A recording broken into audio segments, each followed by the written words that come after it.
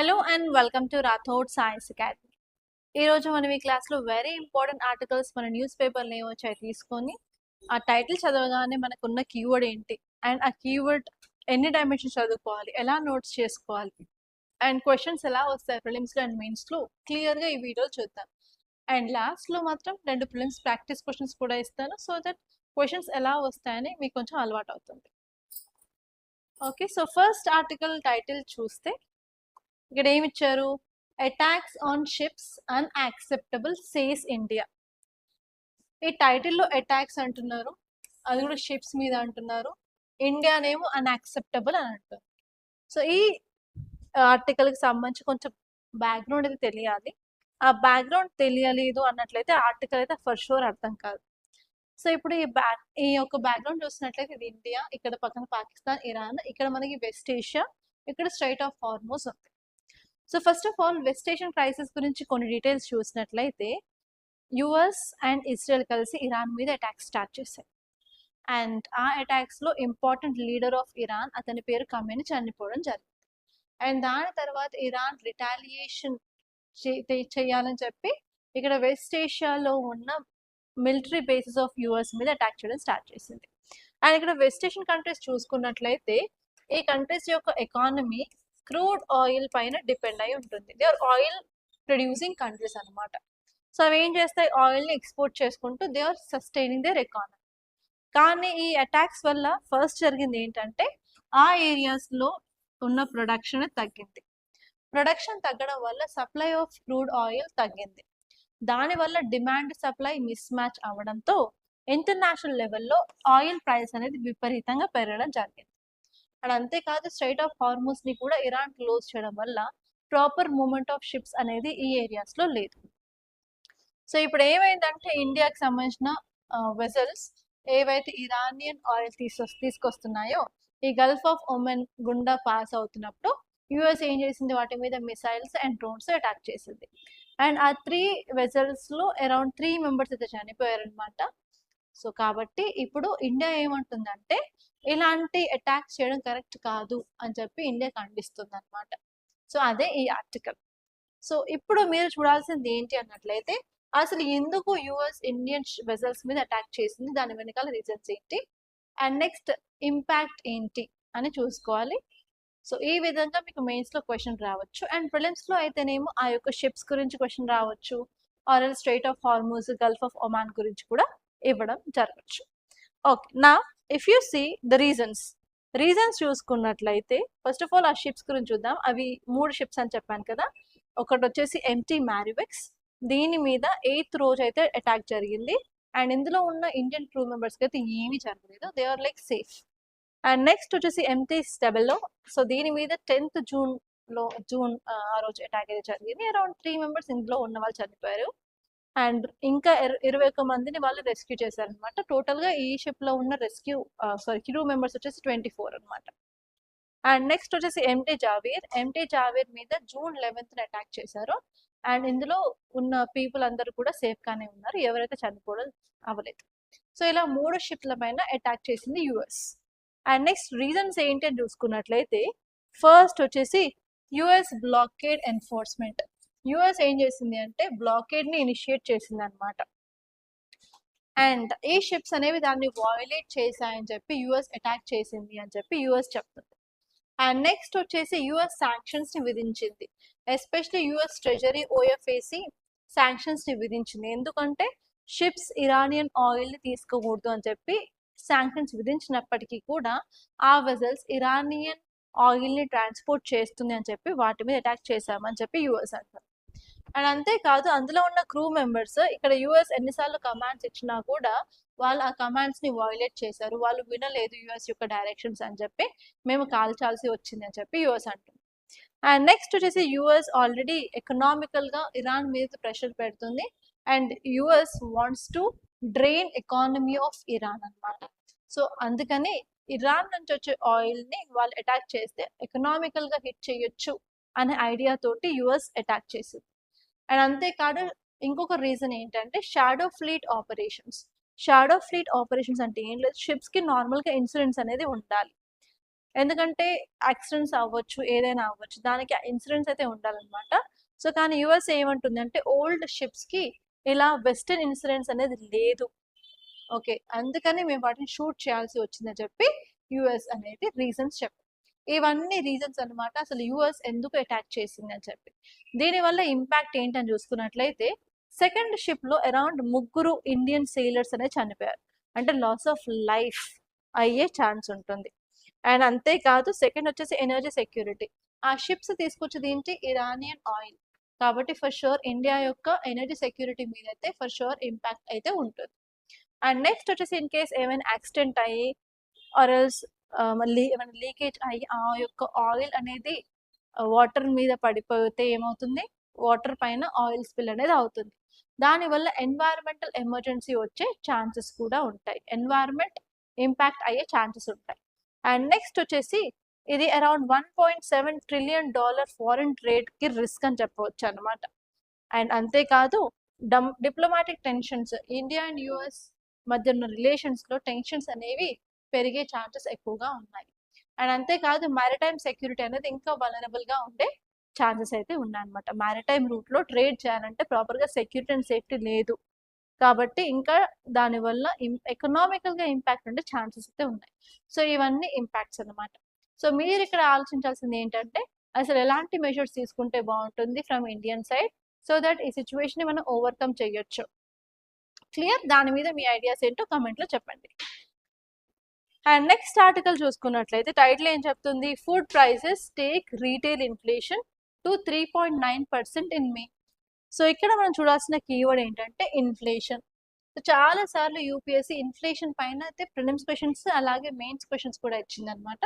So ఇక్కడ మీరు క్లియర్గా ఇన్ఫ్లేషన్ అంటే ఏంటి, టైప్స్ ఏంటి, దాన్ని ఎలా మెజర్ చేస్తాము, ఎవ్రీథింగ్ మీరు క్లియర్గా చూడాలి. అండ్ ఇక్కడ టైటిల్ ఏం చెప్తుంది? ఫుడ్ ప్రైసెస్ వల్లనే ఇప్పుడు రీటైల్ ఇన్ఫ్లేషన్ పెరిగింది అని చెప్తుంది. కాబట్టి ఫుడ్ ప్రైసెస్ ఎందుకు పెరిగాయి అండ్ ఏ ఫుడ్ ప్రైసెస్ పెరిగాయి కూడా మీరు చూసుకోవాలి. సో ఇన్ఫ్లేషన్ అంటే సింపుల్గా దాని మీనింగ్ ఏంటి? Increased prices of goods and services. మన మార్కెట్లో goods and services prices increase అవుతే ఆ కండిషన్నే ఇన్ఫ్లేషన్ అంటాం. మనం డిఫరెంట్ టైప్స్ చూసుకున్నట్లయితే కాస్ట్ పుష్ ఇన్ఫ్లేషన్ ఉంటుంది, డిమాండ్ పుల్ ఇన్ఫ్లేషన్ ఉంటుంది, అలాగే బిల్ట్ ఇన్ ఇన్ఫ్లేషన్ ఉంటుంది. సో కాస్ట్ పుష్ అంటే ఏంటంటే మనం ఏదైనా ప్రొడక్ట్ చేయడానికి మనకు రా మెటీరియల్ కావాలి. In case raw material cost అనేది పెరిగినట్లయితే దాన్ని కాస్ట్ పుష్ ఇన్ఫ్లేషన్ అంటారు. సెకండ్ వచ్చేసి డిమాండ్ పుల్ ఇన్ఫ్లేషన్.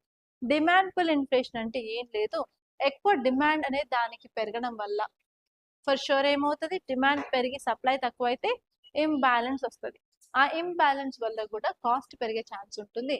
దాన్నే డిమాండ్ పుల్ ఇన్ఫ్లేషన్ అని అంటారు. అండ్ నెక్స్ట్ వచ్చేసి బిల్ట్ ఇన్ ఇన్ఫ్లేషన్.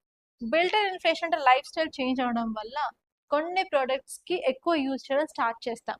దానివల్ల ఏమవుతుంది? బిల్ట్ ఇన్ ఇన్ఫ్లేషన్ వస్తుంది. అండ్ అంతేకాకుండా మనం దీన్ని ఎలా మెజర్ చేస్తాము అంటే 2 లెవెల్స్లో మెజర్ చేస్తాం. అది హోల్సేల్ లెవెల్లో మెజర్ చేస్తాము అండ్ రీటైలర్ లెవెల్లో మెజర్ చేస్తాం. హోల్సేలర్ లెవెల్లో మనం దీన్ని మెజర్ చేయడాన్ని WPI అంటే హోల్సేల్ ప్రైస్ ఇండెక్స్ అని అంటారు. ఇన్ కేస్ మనం రీటైల్ లెవెల్లో దాన్ని మెజర్ చేస్తున్నాము అంటే దాన్ని కన్జ్యూమర్ ప్రైస్ ఇండెక్స్ అంటారనమాట. సో ఇప్పుడు మన ఆర్టికల్ చెప్పేది consumer price index which is talking about retail inflation. Okay, so మీకు ఇక్కడ క్వశ్చన్ ఎలా వస్తుంది? Consider the following statements regarding retail inflation అని చెప్పేసి కింద స్టేట్మెంట్స్ వచ్చేసి ఏవి కరెక్ట్ ఏవి ఇన్కరెక్ట్ అని అడిగే ఛాన్స్ ఉంది. So you have to be careful. Okay, so ఇప్పుడు రీటైల్ ఇన్ఫ్లేషన్ చూసుకున్నట్లయితే దీన్ని కన్స్యూమర్ ప్రైస్ ఇండెక్స్ ఇన్ఫ్లేషన్ అని కూడా అంటారు. అసలు ఇది ఏం చేస్తుంది అంటే it will track the change in retail prices. Goods and services యొక్క రీటైల్ ప్రైస్ చేంజ్ ఎలా అవుతుందో దాన్ని ట్రాక్ చేయడం జరుగుతుంది అనమాట. సో ఇక్కడ చేసుకునే ఐటమ్స్ అండ్ గూడ్స్ వచ్చేసి నార్మల్గా customers day to day products ఏం యూజ్ చేస్తారు, ఏ సర్వీస్ యూజ్ చేస్తారు, దాన్ని బట్టి దీన్ని మెషర్ చేయడం జరుగుతుంది. ఓకే, సో నెక్స్ట్ వచ్చేసి అసలు ఎందుకు చేయాలి, అసలు సిపిఐ వల్ల మనకు వచ్చేది ఏంటి అని చూసుకున్నట్లయితే ఇక్కడ సిపిఐ క్యాలిక్యులేట్ చేయడం వల్ల కాస్ట్ ఆఫ్ లివింగ్ ఎలా ఉంది, ఏ ఏరియాస్లో కాస్ట్ ఆఫ్ లివింగ్ ఎక్కువగా ఉంది, ఏ ఏరియాస్లో తక్కువగా ఉంది. సో ఓవరాల్ మనకు కాస్ట్ ఆఫ్ లివింగ్ గురించి తెలుస్తుంది. అండ్ అంతేకాదు పర్చేసింగ్ పవర్ ఆఫ్ కన్జ్యూమర్స్ ఆ ప్రోడక్ట్ని కొంటున్నారా లేదా, ఏ ప్రోడక్ట్స్ని ఎక్కువ కొంటున్నారు, అని కూడా తెలుస్తుంది. అండ్ అంతేకాదు ఓవరాల్గా ఎక్స్పెన్సివ్ గూడ్స్ ఏంటి అండ్ లెస్ ఎక్స్పెన్సివ్ గూడ్స్ ఏంటో తెలుస్తుంది. అండ్ అంతేకాకుండా నేషనల్ ఇన్కమ్ యొక్క డీఫ్లేషన్ ఎలా ఉంది అని కూడా తెలుస్తుంది. అండ్ అంతేకాకుండా value of Indian rupee value పెరుగుతుందా తగ్గుతుందా, దాని యొక్క పర్చేసింగ్ పవర్ ఎలా ఉందో కూడా మనం ఐడెంటిఫై చేసుకోవచ్చు. కానీ ఈ ఇండెక్స్ని ఎవరు రిలీజ్ చేస్తారు? ప్రతి నెల NSO, national statistical office, it comes under which ministry of statistics and programme implementation కింద ఉంటుందన్నమాట. ఆ ఎన్ఎస్ఓ ఎవ్రీ మంత్ ఈ డీటెయిల్స్ అనేవి రిలీజ్ చేస్తుంది. ఓకే, అండ్ ఇక నెక్స్ట్ ఆర్టికల్ చూసుకున్నట్లయితే project Kusha our indigenous air defence shield, it will be a game changer అని చెప్పి మన డిఫెన్స్ మినిస్టర్ చెప్పారు. సో ఇలా ఇంపార్టెంట్ డెలిగేట్స్ ఏమైనా స్టేట్మెంట్స్ చేసినట్లయితే వాటి మీద మెయిన్స్ అలాగే ప్రిలిమ్స్ క్వశ్చన్స్ వచ్చే ఛాన్సెస్ ఎక్కువగా ఉంటాయి. అండ్ తను ఏమన్నారు, ప్రాజెక్ట్ కుష గురించి హైలైట్ చేశారు. అండ్ ఈ ప్రాజెక్ట్ కుష వల్ల మన యొక్క ఎయిర్ డిఫెన్స్ సిస్టమ్ పెరుగుతుంది అన్నారు. అండ్ దాంతో పాటు ఇది ఒక గేమ్ చేంజర్ అని కూడా అన్నారు. సో ఇక్కడ మీకు క్వశ్చన్ వస్తే ఎలా వస్తుంది, consider the following statements regarding Kusha అని చెప్పి 2-3 స్టేట్మెంట్స్ వచ్చేసి ఏవి కరెక్ట్ ఏవి ఇన్కరెక్ట్ అని అడగచ్చు. లేకపోతే మెయిన్స్ లో recently our defense minister highlighted project kusha as game changer. In the light of this statement, what is significance అని అడగచ్చు. సో ఇలా mains questions and prelims questions మీకు ఈ టాపిక్ నుంచి అడిగే ఛాన్స్ ఉంది and you have to be very careful. Okay, so ఇక్కడ మనం ప్రాజెక్ట్ కుషా చూసినట్లయితే it is also called as, దీనికి 2 ఆల్టర్నేట్ నేమ్స్ ఉన్నాయో చూసుకోవాలి. ఫస్ట్ వచ్చేసి extended range air defence system అని కూడా అంటారు. Okay, project Kusha is called as extended range air defence system అంటారు. లేకపోతే ఇంకొక పేరు ఏంటంటే precision guided long range surface air missile అని కూడా అంటారు. అండ్ ఈ ప్రోగ్రామ్ లో long range surface to air missile system ని మనం డెవలప్ చేస్తున్నాం అన్నమాట. ఓకే, దానివల్ల మనకున్న ఇప్పుడు ఎయిర్ డిఫెన్స్ సిస్టమ్ ఇంకా మెరుగుపడుతుంది. ఓకే, ఈ సిస్టమ్ ఏం చేస్తుంది అంటే మనకి ఎనిమీ కంట్రీస్ నుంచి వచ్చే డిఫెన్స్ లైక్ ఏమైనా డ్రోన్స్ కానీ ఫైటర్ జెట్స్ కానీ మిసైల్స్ కానీ వస్తున్నట్టయితే వాటిని టార్గెట్ చేసి వాటిని అటాక్ చేయొచ్చు. అండ్ నెక్స్ట్ వచ్చేసి మనకి 3 వేరియంట్స్ ఆఫ్ ఇంటర్సెప్టార్ మిసైల్స్ కూడా మనం డిప్లాయ్ చేసుకోవచ్చు. అండ్ దాంతో పాటు ఇది integrated air command and control system command కూడా ఉంటుంది అనమాట. ఓవరాల్ గా మన ఎయిర్ డిఫెన్స్ సిస్టమ్ చాలా రెట్లు మెరుగుపడుతుంది. సో దీని యొక్క సిగ్నిఫికెన్స్ ఏంటి, అసలు ఇది ఒక గేమ్ చేంజర్ అని ఎందుకు అంటున్నామని చూసుకున్నట్లయితే ఫస్ట్ వచ్చేసి ఇండియా యొక్క స్ట్రాటజిక్ అటానమీ అనేది ఇంప్రూవ్ అవుతుంది. దాంతో పాటు ఇండియా సెల్ఫ్ రిలయన్స్ కూడా ఇంప్రూవ్ అవుతుంది. ఎందుకు అన్నట్లయితే ఈ యొక్క లాంగ్ రేంజ్ మిసైల్స్ అనేవి ఇండియా యొక్క ఇండిజినస్ టెక్నాలజీతో చేయడం జరుగుతుంది అనమాట. ఓకే, దానివల్ల మనం వేరే కంట్రీస్ మీద డిపెండెన్సీ తగ్గించి మనం ఇండియాలో ఎక్కువ ప్రొడ్యూస్ చేస్తాం. అండ్ నెక్స్ట్ వచ్చేసి ఇది multi tier long range protection కూడా మనకి ప్రొవైడ్ చేస్తుంది. సో దీని యొక్క రేంజ్ వచ్చేసి అరౌండ్ 150 కిలోమీటర్స్ నుంచి 400 కిలోమీటర్స్ వరకు ఉంటుంది. అండ్ డిఫరెంట్ లేయర్స్ లో మనకి ప్రొటెక్షన్ అనేది ప్రొవైడ్ చేస్తుంది. అండ్ నెక్స్ట్ వచ్చేసి ఈవెన్ అడ్వాన్స్డ్ హైపర్సానిక్ థ్రెట్స్ ఏమైతే వస్తున్నాయి, for example stealth aircrafts, cruise missiles, UAV swarms అంటే డ్రోన్ స్వామ్స్ అలాంటివి వచ్చినప్పుడు కూడా మనం వీటిని యూజ్ చేసి వాటిని యూటిలైజ్ చేయొచ్చు. అండ్ నెక్స్ట్ వచ్చేసి మన యొక్క నేషనల్ డిఫెన్స్ గ్రిడ్ లో కూడా చాలా ఇంపార్టెంట్ రోల్ అయితే ఇది ప్లే చేస్తుంది. ఇవి ఎందుకు మన డిఫెన్స్ మినిస్టర్ గేమ్ చేంజర్ అన్నారు అనడానికి రీజన్స్ అన్నమాట. ఓకే, నెక్స్ట్ ఆర్టికల్ చూడండి, ఇక్కడ టైటిల్ ఏం చెప్తుంది, BRICS backs people centric inclusive urban development అని ఇచ్చారు కదా. సో బ్రిక్స్ ఇప్పుడు ఏమైంది అంటే బ్రిక్స్ కి ఇప్పుడు చైర్మన్షిప్ వహించేది ఎవరు, ఇండియా. సో రీసెంట్ గా 13th బ్రిక్స్ అర్బనైజేషన్ ఫోరం ని కండక్ట్ చేశారు. ఎక్కడ అంటే న్యూఢిల్లీలో. సో కాబట్టి ఇలాంటి ఏవైనా డెవలప్మెంట్స్ మన ఆర్గనైజేషన్స్ లో చూసినట్లయితే ఫర్ షూర్ యూపీఎస్సీ దాని మీద క్వశ్చన్ అడిగే ఛాన్స్ ఉంది. అండ్ రీసెంట్ గా ఏఐ సమ్మిట్ గురించి క్వశ్చన్ ఇచ్చారు కదా 2026 లో, అలాగే 13th బ్రిక్స్ అర్బనైజేషన్ ఫోరం అని చెప్పి క్వశ్చన్ ఇచ్చే ఛాన్స్ ఉంది. సో కాబట్టి ఏ పాయింట్స్ గుర్తుపెట్టుకోవాలి, ఏం గుర్తుపెట్టుకోవద్దో నేను క్లియర్ గా చెప్తాను. So try to make notes of it. And ఈ టాపిక్ వచ్చేసి ఇంటర్నేషనల్ రిలేషన్స్ లో చాలా ఇంపార్టెంట్. ఓకే, ఇక్కడ మీరు కంటెక్స్ట్ చూసుకున్నట్లయితే ministry of housing and urban affairs. Okay, మన ministry of housing and urban affairs 13th BRICS urbanisation forum ని start చేశారు. ఎక్కడ, న్యూఢిల్లీలో. అండ్ ఇది first major sectoral ministerial of India's BRIC chairmanship. India యొక్క చైర్మన్షిప్ ఈ సంవత్సరంలో చేసిన ఫస్ట్ మీట్ అనమాట. That ministry of housing and urban affairs చేయడం జరిగింది. ఓకే, సో ఇక్కడ మీరు గుర్తుపెట్టుకోవాల్సిన ఇంపార్టెంట్ ఫ్యాక్ట్స్ ఏంటి అంటే థీమ్ అనమాట. ఎందుకంటే ఏఐ సమ్మిట్ థీమ్ కూడా వాళ్ళు అడగడం జరిగింది కాబట్టి థీమ్ చాలా ఇంపార్టెంట్. ఆ థీమ్ వచ్చేసి cities for people, BRICS cooperation for inclusive and resilient urban futures. Okay, cities for people, BRICS cooperation for inclusive and resilient urban futures అనమాట. అండ్ ఈ మీటింగ్ లో అరౌండ్ 10 మెంబర్స్ వరకు పార్టిసిపేట్ చేశారు. So ఇక్కడ మీకు ఇచ్చే క్వశ్చన్ ఏంటంటే try to note down the countries part of this BRICS. Okay, దాని మీద క్వశ్చన్ అడగచ్చు. అండ్ ఈసారి ఈ మీట్ లో 4 ప్రయారిటీస్ మీద వాళ్ళు ఫోకస్ చేశారు.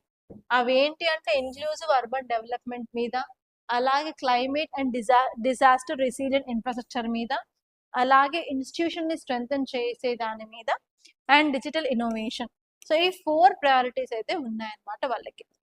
అండ్ నెక్స్ట్ టైటిల్ చూసినట్లయితే deep seated bias for male child persist in society.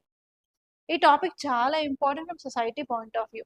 ఈ టైటిల్ చూసిన వెంటనే మనకి ఏం అర్థమవుతుంది అంటే సుప్రీం కోర్టు డైరెక్ట్ గా ఏం చెప్పింది అంటే ఇండియాలో చైల్డ్ సెక్స్ రేషియో ఇంప్రూవ్ అవుతుంది.